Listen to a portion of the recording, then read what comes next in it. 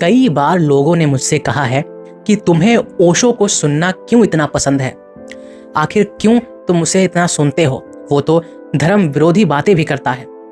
लेकिन मैं हमेशा ऐसे लोगों से ये कहता हूँ कि तुम भी एक बार ओशो को सुन के देखो, इस तरीके से सुन के देखो जैसे कि तुम्हें कुछ नहीं पता, जैसे कि तुम्हें कोई सा भी चश्मा नहीं पहनाया गया हो, ना ही धर्म के द्वारा, ना ही फैमिली के द्वारा, ना ही समाज के द्वारा। इस तरीके से ओशो को सुन के एक बार देखो। लेकिन वो तो सुनने से रह गए क्योंकि वो सुनना चाहते भी नहीं हैं। लेकिन आज के इस पॉडकास्ट वीडियो में मैं बताऊंगा कि कैसे ओशो डिफरेंट हैं बाकी ट्रेडिशनल गुरुओं से, कैसे उनकी विजडम, उनकी एनलाइटमेंट का कोई भी मैच नहीं है किसी और स्पिरिचुअल गुरु या कहें कि स्पिरिचुअल लीडर के जैसे। मैं जब भी ओशो की तारीफ करता हूँ या ये कहता हूँ कि ओशो मेरी नज़र में बेटर ऑप्शन है सुनने के लिए बजाय बाकी गुरुओं से, सो कॉल्ड रिलीजियस गुरुओं से, तो लोग बहुत ही बुरा मान जाते हैं। वो समझते हैं कि मैं औरों की बुराई कर रहा हूँ, बाकी गुरुओं की बुराई कर रहा हूँ, जो कि बिल्कुल भी गलत है। मैं किसी को ये नहीं कह रहा हूँ कि वो अच्छा है या बुरा है, मैं कह रहा हूँ कि हम किसको अपने समझ के हिसाब से सुनते हैं वो मायने रखता है। और मेरे समझ के हिसाब से दोस्तों ओशो एक बेस्ट चॉइस हैं सुनने के लिए, उनकी बातों को एक बार सोचने के लिए। और मैं ऐसा क्यों कह रहा हूँ मैं आपको बताता हूँ।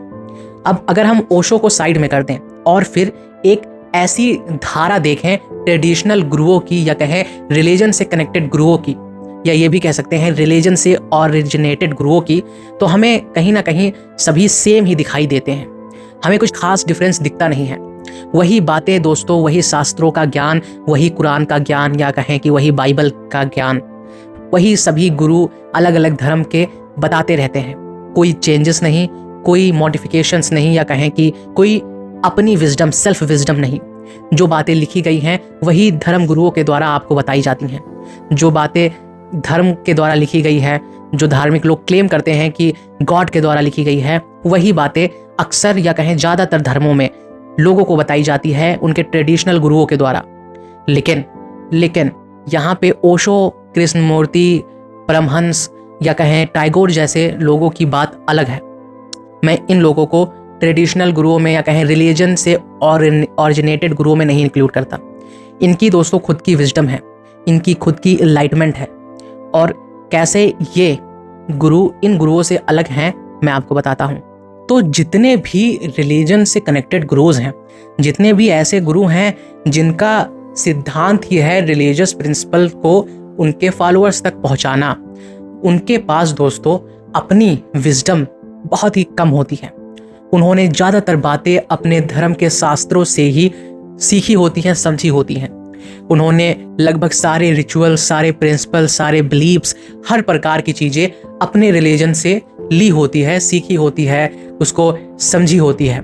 चाहे हम उसे कहें कि हिंदुज़म की, चाहे वो हम इस्लाम की बात करें, चाहे हम बाइबल या क्रिश्चियनिटी की बात करें, हर एक रिलीजन के अपने अपने ट्रेडिशनल गुरुज हैं, और ये अपने रिलीजन के द्वारा बताए गए प्रिंसिपल्स, बिलीव्स, टीचिंग्स को ही लोगों को बताते हैं।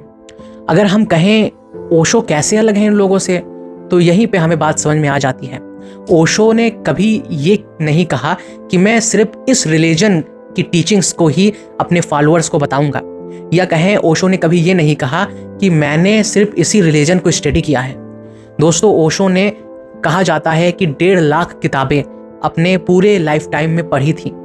हर अलग रिलीजन का हर अलग टीचिंग, हर अलग क्लासिक लिटरेचर की हर अलग पोएम्स, हर अलग स्टोरीज, हर चीज़ें लगभग उन्होंने पढ़ी थी। उन्होंने जैनिज्म, बुद्धिज़्म, जूडिज्म, हिंदुइज्म, इस्लाम, क्रिश्चियनिटी, हर चीज़ें पढ़ी हुई थी, और वो अपने नॉलेज से, अपने कहें इनलाइटमेंट से, जो उन्हें पता चला इतने सारे बुक्स पढ़ने के बाद, इतने सारे रिलीजन को समझने के बाद, उनका कोर, उनका निचोड़ ही हमें बताते हैं, ना कि एक पर्टिकुलर रिलीजन का पर्टिकुलर टीचिंग। तो इस तरीके से दोस्तों ओशो डिफरेंट है, और ओशो के साथ साथ उनके जैसे और भी कई सारे लोग हैं, जैसे कि कृष्णमूर्ति, मैंने आपको पहले भी बताए हैं नाम। ट्रेडिशनल गुरुओं में या कहें रिलीजियस गुरुओं में कई सारे प्रकार की प्रॉब्लम्स हैं, जैसे कि उनका एक प्रकार की ही टीचिंग्स देना, या कहें कि एक ही धर्म को समझाना, बाकी धर्मों को छोड़ ही देना लगभग। और ये हर धर्म के गुरु करते हैं। ऐसा मैं नहीं कह रहा हूँ कि किसी एक धर्म के गुरु करते हैं। अगर आप किसी हिंदू गुरु के पास जाओगे तो वो वही बता सकता है जो हिंदुइज्म में है। अगर आप किसी मुस्लिम गुरु के पास जाओगे तो वो वही बता सकता है जो कुरान में है। अगर आप किसी क्रिश्चियन गुरु के पास जाओगे तो वो वही बताएगा जो क्रिश्चियनिटी में बताया जाता है, बाइबल में है। लेकिन अगर आप ओशो, कृष्णमूर्ति जैसे लोगों के पास जाओगे, मतलब उनको सुनोगे, तो वो सब बताते हैं जो उन्होंने अपनी लाइफ टाइम में एक्सपीरियंस किया है, पढ़ा है। उन्होंने अपने आप को किसी एक धर्म तक सीमित नहीं रखा। उन्होंने अपने आप को सिर्फ एक पिंजरे में नहीं कैद कर दिया जिसका नाम हिंदुइज्म, इस्लाम या क्रिश्चियनिटी है। उन्होंने अपने आप को उस पिंजरे से बाहर निकाला। उन्होंने इस बात को इनकार कर दिया कि नहीं, ऐसा कैसे हो सकता है कि एक इंसान सिर्फ एक ही धर्म को समझे, एक ही धर्म को माने। ऐसा नहीं हो सकता है। उन्होंने कहा कि हम अपने आप को आज़ाद करेंगे मेंटली, ना कि सिर्फ एक बिलीफ को पकड़ करके ज़िंदगी भर उसको ही मानेंगे। ये समझेंगे कि बस मेरा धर्म सही है, मेरे टीचिंग सही हैं, मेरे रिचुअल, मेरे गॉड सही हैं, बाकी सब तो गलत हैं, झूठ है। ऐसा नहीं है। फिर दोस्तों, ऐसी और बातें हैं जो ओशो जैसे लोगों को ट्रेडिशनल गुरुओं से अलग बनाती हैं, और उनमें जो सबसे बड़ी चीज़ है वो है सेल्फ रियलाइजेशन, या ये भी कह सकते हैं सेल्फ अवेयरनेस। ओशो जैसे गुरुओं ने कई प्रकार के मेडिटेशंस को, ध्यान करने के तरीके को बताया है, और उससे ये भी साबित किया है कि इंसान को अपने आप को समझना चाहिए। किसी धर्म ग्रंथ आपको अपनी सच्चाई नहीं बता सकती है। हर इंसान अलग है, और हर इंसान को किस चीज़ की ज़रूरत है, किस चीज़ वो चाहता है, कौन सी चीज़ उसे खुश करती है, वो समझना, वो देखना बहुत ही ज़रूरी है। और इन्हीं सब के टीचिंग्स की वजह से दोस्तों, ओशो जैसे लोग बहुत ही अलग, बहुत ही कैपेबल हैं ट्रेडिशनल गुरुओं से। आज के लिए दोस्तों बस इतना ही। मिलते हैं नेक्स्ट एपिसोड में।